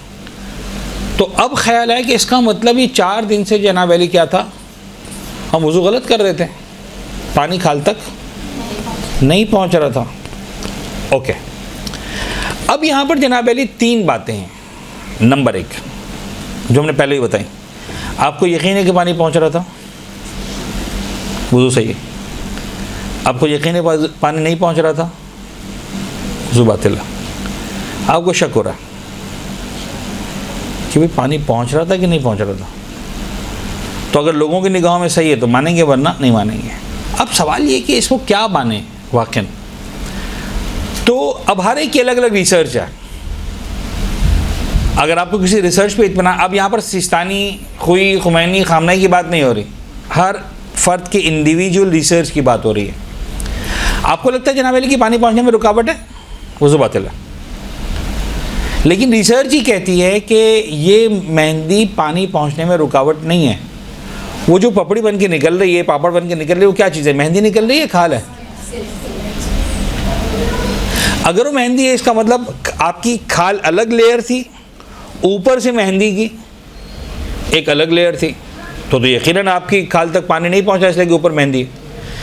لیکن اگر جناب علی اسکن نکل رہی ہے، مہندی لگائی تھی جب تب مہندی تھی اوپر، ظاہر سی بات ہے لیئر تھی، آپ نے اس کو دھو لیا، اب مہندی کی لیئر ہٹ گئی، اس نے اپنا کلر کھال پہ چھوڑ دیا، ٹھیک ہے. تو اب جو آپ کی کھال ہے اسی پر پانی پہنچ رہا ہے، لیکن وہ کھال کلر والی ہو چکی ہوتی رہے. اب مسئلہ یہ کہ اس مہندی نے صرف ایک کام نہیں کیا تھا, ایک کام تھا اس نے اپنا کلر چھوڑا تھا, نمبر 2 اپنا اثر بھی چھوڑا تھا. اور وہ اثر یہ تھا کہ چونکہ اس کے اندر کیمیکل تھا تو وہ کیمیکل تیزاب جیسا تھا, یا فرض کریں ایسڈ یا بیس جو بھی آپ کہتے ہیں, and that actually destroyed your skin. اس نے آپ کی کھال کو جلا دیا تھا. جب جلا دیا تھا تو وہ ڈیڈ اسکن ہو گئی, مر گئی. جب مر جاتی ہے وہ اسکن تو کیا ہوتی ہے, پیل ہو جاتی ہے. اس کی ایگزامپل ہے, یس ایگزامپل ہے, خدا نہ خواستہ آپ استری کر رہے ہیں اور کبھی ایک کناری لگ گئی تو ایک نشان سا آ جاتا ہے آپ کے پورے ہاتھ پر, تو کیا لوہا لگ گیا استری والا؟ نہیں, یہ کھال جل گئی. اب وہ فوراً نہیں نکلے گی, 2 دن 3 دن 4 دن میں, جب قدرت کا نظام ہے, جب اوپر سے جل گئی ہے تو نیچے سے نئی کھال بنے گی. جب نیچے سے نئی کھال بنے گی تو وہ اوپر والی کھال کو پھینک دے گی باہر, جو آپ پیل کر کے نکال لیتے ہیں. تو وہ آپ کی ایکچوئل کھال ہے, زندہ کھال نہیں لیکن کھال ہے. تو جو مہندی بھی لگتی ہے وہ کھال ہے, وہ اوپر سے لیئر لگی ہوئی نہیں ہے. تو اگر ایسا ہے تو ڈیفینیٹلی وہ آپ کی کھال پر ہی پانی پہنچ رہا ہے, کلرڈ کھال ہے صرف. بعض اوقات جناب علی آپ اگر مثال کے طور پر گھر میں کوئی شربت بنائے ایسا جو کلرڈ والا شربت ہو, ٹینگ وینگ, اور آپ نے ہاتھ زیادہ تو آپ کے ہاتھ اورنج ہو جاتے ہیں. تو یہ الگ سے کوئی لیئر نہیں آ جاتی آپ کے ہاتھوں پر, یہ آپ کے ہاتھ ہی یعنی اسکن کے جو پگمنٹس ہیں, جو سیلز ہیں, وہ ان کلر پگمنٹس کو کیا کرتے ہیں, ایکسیپٹ کر لیتے ہیں, کیچ کر لیتے ہیں, اس کے اندر پینیٹریٹ کر جاتے ہیں یہ. تو آپ کی کھال, آپ لال بادام وغیرہ کھاتے ہیں نا, تو کہتے ہیں نا لال بادام کا چور ہمیشہ رنگیا تو پکڑا جاتا. کیوں رنگیا تو پکڑا جاتا ہے؟ اس لیے کہ وہ کلر ہاتھوں میں لگتا ہے جب آپ وہ کھاتے ہیں. تو وہ جو کلر لگا ہوا ہے اس کلر, یعنی دین اس بات کو بڑا کلیئرلی سمجھتا ہے کہ آپ کی کلرڈ اسکن ہے لیکن پانی کھال تک پہنچ رہا تھا. بالکل صحیح. تو مہندی میں بھی جو ہے وہ پانی کھال تک ہی پہنچتا ہے. اب ایک ریسرچ ہے, آپ کو اطمینان آ گیا, اوکے. نہیں آیا کوئی بات نہیں, پھر آپ وضو بھی کریں, تیمم بھی کریں. ضروری نہیں کہ آپ جناب والے جو ہے وہ ہر ریسرچ کو ایکسیپٹ ہی کریں. آگے بڑھتے جی. احکام وضو, بس یہ 2 لسٹیں باقی, 2 سلائڈز باقی رہ گئے, اس کو جلدی سے مکمل کر لیں, ہمارے پاس ہے ابھی 10 منٹ. احکام وضو, اگر حدث اور وضو دونوں کیے ہوں اور شک ہو کہ پہلے کیا کیا تھا تو اس میں 3 احکامات آئیں گے. نمبر 1, اگلی نمازوں کے لیے وضو ضروری ہے. اگر دوران نماز یہ مسئلہ آیا تو نماز توڑ دی جائے گی اور دوبارہ پڑھی جائے گی وضو کرنے کے بعد. اور پچھلی نمازوں کے بارے میں اگر توجہ کا احتمال ہو تو نمازیں صحیح مان لی جائیں گی. یعنی مثال کے طور پر فرض کر لیں کہ جب آپ یہاں پر بیٹھے ہوئے ہیں, آپ کو اتنا یاد ہے کہ آپ نے صبح واش روم بھی یوز کیا تھا, آپ کو یہ بھی یاد ہے کہ آپ نے وضو بھی کیا تھا. اچھا, یہ مسئلہ ان لوگوں کو شاید زیادہ پیش آتا ہے کہ جو ریگولر وضو کرنے کے عادی ہیں, تو وضو بھی کرتے ہیں, بار فرض کریں واش روم بھی یوز کیا. اب یہ بھی یاد آ رہا ہے کہ وضو بھی کیا تھا, واش روم بھی یوز کیا تھا, لیکن اب یہ یاد نہیں آ رہا پہلے کیا کیا تھا. 10 بجے واش روم, 10:30 بجے وضو, یا 10 بجے وضو 10:30 بجے واش روم. اب دوپہر کے 2 بجے کا وقت آ گیا, 1 بجے 12:30 کا وقت آ گیا, نماز کا وقت آ گیا, نماز پڑھ لی. اور نماز پڑھنے کے بعد یاد آ رہا ہے کہ یار میں نے آج نماز تو پڑھ لی, لیکن میرا وضو تھا کہ نہیں تھا, میں نے واش روم پہلے یوز کیا تھا یا وضو پہلے کیا تھا. جواب کیا ہے؟ اب آپ کو یہ شک کب ہو رہا ہے؟ نماز کے بعد. نماز کے وقت توجہ تھی تمہاری, دھیان ہوتا ہے عام طور پر کہ ہاں بھائی وضو ہوگا تو نماز ہوگی, ذہن میں تھا کہ وضو ہے تو نماز پڑھ لی, اوکے کافی. اگلی نمازوں کے لیے وضو کرنا ہی کرنا ہے. تو اب کے بعد جو ہے وضو کر کے پھر نماز پڑھنا, مغرب عشاء ہو گئی فرض کریں کوئی اور, جو پڑھ لی وہ صحیح ہے. تو نماز کے بعد شک ہوا, توجہ کا احتمال تھا, نماز صحیح مان لیں گے. نماز سے پہلے شک ہوا, وضو کرو اس کے بعد نماز پڑھو, کنفرم کرو کہ وضو ہے. نماز کے دوران شک ہوا, کیا کریں؟ اگین یہ نماز باطل مانی جائے گی, نئے سرے سے وضو ہوگا اور نماز پڑھی جائے گی. تو بعد الصلاۃ اگر نماز مکمل کرنے کے بعد شک ہو رہا ہے تو پرواہ نہیں کرنی, وہ بھی اگر احتمال ہو توجہ کا. اچھا, احتمال کا مطلب ہوتا ہے 50% سے بھی کم چانسز. 50% زیادہ ہو تو پھر تو اطمینان کی بات چلی جاتی ہے. 50% سے کم 30% 20% چانسز ہے کہ ہاں خیال تھا, اسلام کہتا ہے اوکے پچھلے نمازوں کو صحیح مان لیں گے. بالکل غافل ہو, پتہ ہی نہیں تو پھر کہیں گے کہ دوبارہ نماز پڑھو. تو احتمال ہمیشہ ہوتا ہے, کبھی بھی کوئی شخص بغیر وضو کے نماز پڑھنے کھڑا نہیں ہوتا. اچھا, ویسے شک کرے کہ وضو کیا ہے کہ نہیں کیا تو ڈیفینیٹلی پچھلی نمازیں صحیح مانی جائیں گی. اگلی نمازوں کے لیے وضو ضروری ہے, اور دوران نمازوں کا تب بھی آپ وضو توڑ دیں گے. تو ایک مسئلہ تھا واش روم, اور ایک صرف شک ہی وضو کے بارے میں ہو رہا ہے, میں نے وضو کیا کہ نہیں کیا. اب یہ ان لوگوں کا مسئلہ ہے جو ریگولر باوضو نہیں رہتے. یہ میں نے وضو کیا کہ نہیں کیا یاد نہیں آ رہا, تو کر لو وضو بھائی, سمپل. بغیر وضو کے نماز نہیں پڑھ سکتے. ہاں جو نماز پڑھ چکے اس کے بارے میں اطمینان کر لو کہ ہاں ہو گیا, چھوڑو اس کی پرواہ مت کرو. دوران نماز ہوگا تو توڑ دو گے اور وضو کر کے نئے سرے سے نماز کو پڑھو گے. ہماری طرف سے باتیں مکمل ہو گئی جو ہمیں وضو سکھانا تھا. اب ہمارے پاس میرے خیال میں ہیں 7-8 منٹ. اگر آپ کے پاس کوئی ایسا سوال ہے جس کا جواب میں دے سکتا ہوں تو حاضر.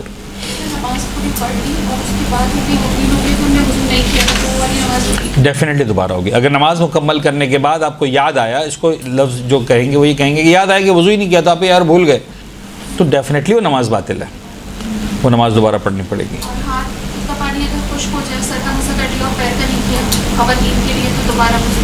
ہاں اگر بالکل خشک ہو جائے تو یس, داڑھی سے لے سکتے ہیں. ہاں نہیں, خواتین نہیں لے سکتی. ایک چیز میں وضو جبیرہ کی بھی کچھ مسائل ڈسکس نہیں ہوئے. ہوتا ہے مسئلہ کہ پلاسٹر ہے تو کیسے وضو کریں گے, چوٹ ہے پانی نہیں پہنچانا. میرے خیال میں جو آج یہ ہمارا یہ جو لیکچر تھا, جو لیولز تھے, یہ بگنرز کے لیے تھا. آپ جو سوالات ہیں وہ آپ کی ایک طرح سے ایڈوانس لیول کے سوالات ہیں, اچھے سوالات ہیں. وضو جبیرہ کا لفظ آپ نے کسی نے سنا ہوا ہے؟ ہاں, جبیرہ کہتے ہیں اس پٹی کو جو زخم پر باندھی جاتی ہے, یا پلاسٹر کو. ایک عربی زبان میں ایک ورڈ ہے جبیرہ, ٹھیک ہے, چاہے پٹی ہو, بینڈیج, جو مطلب ساری چیزیں, پلاسٹر, اور اس طرح کی اور چیزیں جو زمانے کی ترقی کے ساتھ ساتھ ایجاد ہوتی رہی ہیں انسان کے علاج معالجے کے لیے. تو اگر اعضائے وضو میں سے کسی پر اس طرح کی کوریج ہو تو پھر کیا کریں گے؟ تو شریعت کہتی ہے کہ بھائی پٹی کے اوپر ہی وضو کر لو. تو اسے کہتے ہیں پٹی والا وضو. دا ورڈ وضو جبیرہ یعنی پٹی والا وضو, پلاسٹر والا وضو. تو اس میں کچھ باریکیاں آ جاتی ہیں. وہ باریکیاں کیا آ جاتی ہیں کہ بھئی دیکھو, اگر سمپل, اب میں بہت سادہ بتا رہا ہوں, ڈیٹیلس کو بہت ساری ہیں اس کی, کہ بھئی سب سے پہلے تو یہ دیکھو کہ یار وہ پٹی ویلڈ ہے کہ نہیں. یعنی پٹی زخم پر ہی ہے تو اوکے. تو عام طور پر زخم اگر مثلا 1 انچ کا ہے تو پٹی 2 انچ کی ہوتی ہے, وہ ٹھیک ہے, اتنا چلے گا. ہم مان لیں گے کہ تمہارے اعضاء وضو پر پٹی ہے. اچھا مثلا فرض کریں زخم یہاں پر ہے تو وہ پٹی پوری بندھی ہوئی ہے, پیچھے بھی آ رہی ہے, کوئی مسئلہ نہیں, یہ مان لیں گے کہ بھائی زخم کو اگر پٹی باندھی جائے گی تو اسی طرح باندھی جائے گی. تو جو ایک نارمل طریقہ ہے وہ اوکے. اگر اس سے زیادہ پٹی بندھی ہوئی ہے تو پھر تیمم کرو, پھر تم نے اب تمہارا وضو نہیں ہو رہا. تو پہلے تو پٹی کو دیکھو کتنی پٹی بندھی ہوئی ہے. پھر جناب علی 1 by 1 سوالات, یعنی یوں سمجھ لیجئے کہ بڑے اس کو لاجیکل سیکوینس میں لے کے بڑھیں گے تو مزہ آئے گا سمجھنے میں. سب سے پہلا سوال, پٹی ہٹا سکتے ہو؟ یعنی دین خود سے ڈیسائیڈ نہیں کرے گا, تم سے پوچھے گا. آپ نے کہا یس, تو دین کیا کہے گا؟ ہٹا لو, ہٹا کے وضو کر لو. بھائی کریپ بینڈیج بنی ہوئی ہے آج کل جو ہمارے باندھی جاتی ہے, مثلا ہاتھ فرض کریں موچا, کوئی ایسا موچا گیا ہاتھ, مطلب کچھ فرض کریں ٹوسٹ ہو گیا تھوڑا سا, اور آپ نے پٹی باندھ دی ہے, تو خود سے ہی باندھ دی ہے نا, تو اس کو کھول لو, وضو کر لو, دوبارہ باندھ لینا. As simple as that. Problem کیا ہے؟ جیسے رنگ کے لیے جو ہوتا ہے کہ آپ جب کر رہے ہو تھوڑا سا بس اس کو آگے پیچھے کر رہے تو پانی تو لگ پہنچ جائے گا. ہاں اچھا, یہ جبیرہ میں نہیں آئے گا, یہ اعضائے وضو پر پانی پہنچانے میں آئے گا. ہم تھوڑا سا جبیرہ کو دیکھنے بھی, لیکن آپ نے بالکل صحیح بات کی, اگر رنگ وغیرہ ہے تو اس کو تھوڑا سا گھما لیں, اسی دوران میں پانی پہنچ جائے تو کافی ہے, نکالنا ضروری نہیں ہے. ٹھیک. اچھا اب جناب علی آتے ہیں جبیرہ پر. تو جبیرہ اگر ہٹا سکتے ہو تو ہٹا لو, ٹھیک ہے جی. آپ نے کہا نہیں ہٹا سکتے. اچھا اب یہ سیکنڈ لیول ہوا, تو ہم کہیں گے ٹھیک ہے اسی کو گیلا پھیر دو. تو آپ نے کہا نہیں سر گیلا بھی نہیں پھیر سکتے, وہ خراب ہو جائے گی پٹی, ایسا ہو جائے گا ویسا ہو جائے گا. اچھا اس پہ پلاسٹک باندھ لو اور پھر ہاتھ پھیر لو. تو مرحلہ وار اس طرح سے ہوتا ہے, لیکن پھر تھوڑا سا اس کے اندر تفصیلات آ جاتی ہیں. تو آسان الفاظ میں اگر آپ کو نہیں سمجھ میں آ رہا تو یوں سمجھ لیجئے کہ جو پاسبل وضو وہ کر لیں, احتیاطاً تیمم کر لیں, تو یوں سمجھ لیجئے کہ آپ کا سارا پرابلم سالو ہو جائے گا. کیونکہ زیادہ سے زیادہ کیا ہوگا, دیکھیں احتیاط کسے کہتے ہیں اس طرح کے معاملات میں؟ احتیاط یہ ہوتی ہے کہ بھئی یہاں آپ پر وضو کرنا واجب تھا یا تیمم کرنا واجب تھا, تو جہاں بھی گڑبڑ ہو رہی ہے کہ یار یہ ہے یہ, احتیاط دونوں کر لو. تو دونوں کرنے کا فائدہ کیا ہوتا ہے کہ جو بھی ذمہ داری ہوگی پوری ہو جائے گی.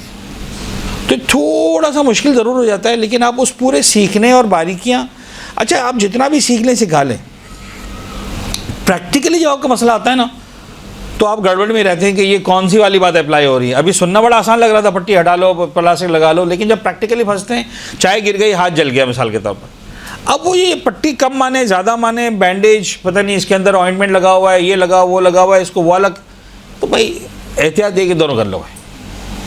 تو اس میں کیا ہوتا ہے کہ آپ سیکھنے کی جو ہے نا تکلیف سے بچ جاتے ہیں، عملی منزل میں آپ اپنی ذمہ داری کو پورا کر لیتے ہیں تو آپ سیکیور زون میں چلے جاتے ہیں. کہیں جا رہے ہیں، جیسے اب اگر اتفاقی کی کسی تقریب پہ جا رہے ہیں، دوست وغیرہ کے گھر پہ، ہمیں وضو کرنا، نماز پڑھنی ہے، سلیوز میری بہت ٹائٹ ہے، یہاں پہ آ کے پھنس گئی ہے، میں نہیں کر پا رہی، تو میں پانی اوپر سے لے کے ڈال دوں تو اس پہ کوئی مسئلہ تو نہیں ہوگا، یا مجھے پوری سلیوز کو اوپر تک کھینچنا ہے، کاٹنا پھینکنا پڑے گا؟ نہیں، مجھے نہیں پتا اس کا جواب کیا آیا. اس کو وضو مانا جائے گا کہ نہیں؟ میرے خیال میں نہیں ہوگا، جو میری انڈرسٹینڈنگ ہے کہ نہیں ہوگا، وہ جب تک پوری نہیں کپڑا ہٹانا پڑے گا. جی جی.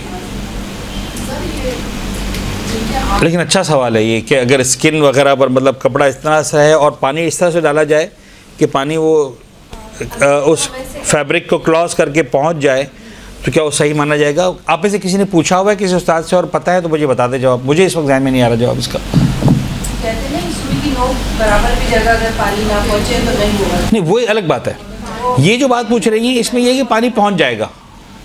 میں نے پانی سے گیلا کر نہیں پاسبل تو آپ کہہ رہے ہیں نا، فرض کرنے کی کہتی ہے کہ نہیں پانی پہنچ گیا، پھر میں نے گیلا کر لیا پہلے سے اس کو تاکہ وہ تری میں مجھے لگے کہ تری محسوس ہو رہی ہے، پھر وضو کرنے کے لیے میں اسٹارٹ کیا. ہاں، اس بنیاد پر تو باطل نہیں کر سکتے کیونکہ کنفرم نہیں کر پا رہی. ہاں جی ہاں جی ہاں جی.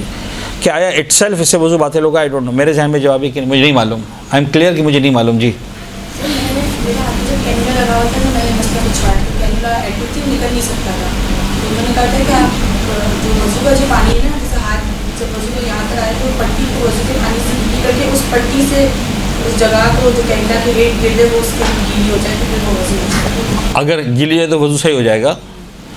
تو اگر کسی ذمہ دار فرد نے بتایا تو ٹھیک ہے، صحیح مان لیں گے بیٹا اس کو. آپ کا آپشن ہوتا ہے، آپ کو اس میں کیا کریں پڑتی کرتی نہیں آج کل تو وہ کیا جدیدہ ہوگا یا قریب ہوگا. یعنی پانی ڈالنے سے منع کرتے ہیں تو یہ اس میں آ جائے گا نا کہ پانی نقصان دہ ہے، تو خود بخود تیمم پہ آ جائے گی بات. سر جیسے یہ انہوں نے کوشچن کیا کہ سلیوز اور پانی ہو جائے، اب جیسے فرض کریں ہم نے ہمارے ذہن میں ٹائم ہو گیا ہمارا. جی جی بیٹا ایک سیکنڈ. جیسے ہمارے ذہن میں یہ بات کلیئر ہے کہ سوئی کی نوک کے برابر جائز نہیں رہنا چاہیے، پانی کو پہنچانا ضروری ہے، اور میرے ذہن میں یہ بات ہے کہ مجھے پانی پہنچانا ہے، چاہے وہ کپڑا اوپر ہو یا نہ ہو. میں نے یہ سوچیے کہ میں نے تو پانی پہنچانا ہے، سوئی کے ناکے پر خوش نہ رہے، جو میرا یہ مطلب جو مجھے پتا تھا اس طرح میں نے کر دیا، لیکن تھا کپڑا، لیکن یہ مجھے 100% آپ لوگوں کی باتوں سے اندازہ ہو رہا ہے کہ عرف اس کو بالکل صحیح مانتا ہے. یعنی ان کی بات سے بھی آپ کی بات سے بھی کہ کپڑا ہوگا تو بھی چل جائے گا، بظاہر ایسا لگ رہا ہے. لیکن again my answer is clear, I don't know. میں غلط نہیں کہہ رہا ہوں. لیکن سر جیسے میں نے اگر میں نے تو یہ سوچ کے کر لیا کہ میں شور ہوں کہ میں نے تو پانی پہنچایا، شرط تھی پانی پہنچانا. ہاں میں نے پورا کر لیا. تو اب یہ ہے کہ آپ کے نہیں پریشان نہ ہو، اگر آپ مطمئن ہیں تو صحیح مانیں. لیکن دیکھیے چونکہ مجھے نہیں معلوم تو میں ذمہ داری نہیں لے پا رہا ہوں. اندازہ ہے کہ صحیح ہوگا، یعنی جس طرح آپ بتا رہی ہیں اندازہ ہے کہ صحیح ہوگا جو نے کہا. غسل کے بعد اعضائے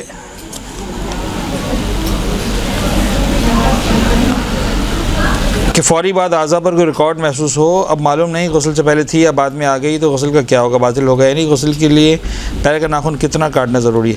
دیکھیں فوراً بعد اگر کوئی رکاوٹ محسوس ہو اور اب معلوم نہیں ہے لیکن اگین توجہ تھی اگر اس وقت غسل کے دوران تو صحیح مانا جائے گا، نہیں تو اس کو اتنے حصے کا ریپیٹ کرنا پڑے گا، اتنا حصہ. پورا غسل دوبارہ ضروری نہیں ہوگا. اگر وہ لیفٹ سائڈ پر ہے تو اسی سے کو دھو لیں کافی ہو جائے گا، ویسے ہی بات ختم ہو جائے گی. رائٹ پر ہے تو ابھی بھی یعنی چونکہ رائٹ اور لیفٹ کی شرط نہیں لگائی لہٰذا رائٹ پہ بھی چل جائے گا. سر و گردن میں ہے تو سر و گردن کے بعد پھر جو ہے پورا بدن دھونا ضروری ہوگا. غسل کے لیے پیر کا ناخن کتنا کاٹنا ضروری؟ اتنا کہ اطمینان ہو جائے کہ کھال تک پانی پہنچ گیا، بس اس سے زیادہ ضروری نہیں.